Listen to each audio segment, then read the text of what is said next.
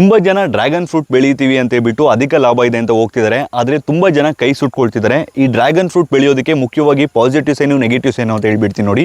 First positives ಕಡೆ ಮಾತಾಡೋಣ. ಇದಕ್ಕೆ ಮೇಂಟೆನೆನ್ಸ್ ಏನೂ ಇರೋದಿಲ್ಲ. ನಿಮಗೆ ಇದರಲ್ಲಿ ಡೈಲಿ ನೀರು ಕೊಡಬೇಕು ಅನ್ನೋದು ಇಲ್ಲ. 15 ದಿನಕ್ಕೆ ಅಥವಾ 1 ತಿಂಗಳಿಗೆ ನೀರು ಕೊಟ್ಟರೆ ಸಾಕು. ಬುಡದಲ್ಲಿ ನೀರು ನಿಲ್ಲದೆ ಇರೋಂಗೆ ನೋಡ್ಕೋಬೇಕು.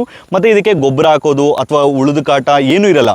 ಒಂದೇ ಒಂದು ಇರುವೆಗಳು ತಿನ್ನೋದು ಅಷ್ಟೇ. ಇದಕ್ಕೆ ಔಷಧಿ ಹೊಡಿಬೇಕು ಏನೂ ಇರೋದಿಲ್ಲ. ಸೊ ಮೇಂಟೆನೆನ್ಸ್ ಇದಕ್ಕೆ ಝೀರೋ ಇರುತ್ತೆ. ಸೊ ನೆಗೆಟಿವ್ಸ್ ಕಡೆ ನೋಡ್ಕೊಳ್ಳೋದಾದರೆ ನೆಗೆಟಿವ್ಸ್ ಏನಂದರೆ ನಿಮಗೆ ಇನಿಷಿಯಲ್ ಇನ್ವೆಸ್ಟ್ಮೆಂಟ್ ಅನ್ನೋದು ಬೀಳುತ್ತೆ. ಇವಾಗ ಇದಕ್ಕೆ ಕಂಬ ಹಾಕಬೇಕು, ಕಂಬದ ಮೇಲೆ ಒಂದು ಮತ್ತೆ ಈ ಗಿಡಗಳು ಬಾಗೋಗೆ ಮಾಡಬೇಕು. ಸೊ ಇನಿಷಿಯಲ್ ಇನ್ವೆಸ್ಟ್ಮೆಂಟ್ ಅನ್ನೋದು ಬೀಳುತ್ತೆ.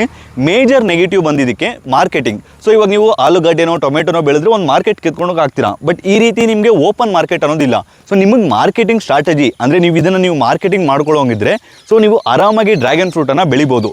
ಆದರೆ ನೀವೇನಾದರೂ ಮಾರ್ಕೆಟಿಂಗ್ ಕಷ್ಟ ಇದೆ ಅಂದರೆ ಆದಷ್ಟು ಡ್ರ್ಯಾಗನ್ ಫ್ರೂಟಿಂದ ದೂರ ಇರಿ. ಯಾಕಂದರೆ ಎಲ್ಲ ರೈತರು ಇವಾಗ ಹೇಗಾಗಿದ್ದಾರೆ ಅಂದರೆ ಎಲ್ಲೂ ಕೂಡ ಮಾರ್ಕೆಟ್ ಸಿಗದೆ ರೋಡಲ್ಲಿ ಡ್ರ್ಯಾಗನ್ ಫ್ರೂಟುಗಳನ್ನು 100 ರೂಪಾಯಿಗೆ 150 ರೂಪಾಯಿ ಕೆಜಿ ಮಾರೋಂಗಾಗಿದೆ.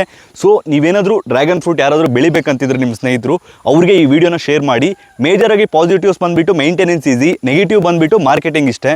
ಸೊ ನೀವೇನಾದರೂ ಡ್ರ್ಯಾಗನ್ ಫ್ರೂಟ್ ಬೆಳಿಬೇಕು ಅಂದ್ಕೊಂಡಿದ್ದೀರಾ ಇಲ್ವಾ ಕಮೆಂಟ್ ಮಾಡಿ. ಈ ವಿಡಿಯೋನ ಆದಷ್ಟು ಎಲ್ಲರಿಗೂ ಶೇರ್ ಮಾಡಿ, ರೈತರಿಗೆ ಉಪಯೋಗ ಆಗಲಿ.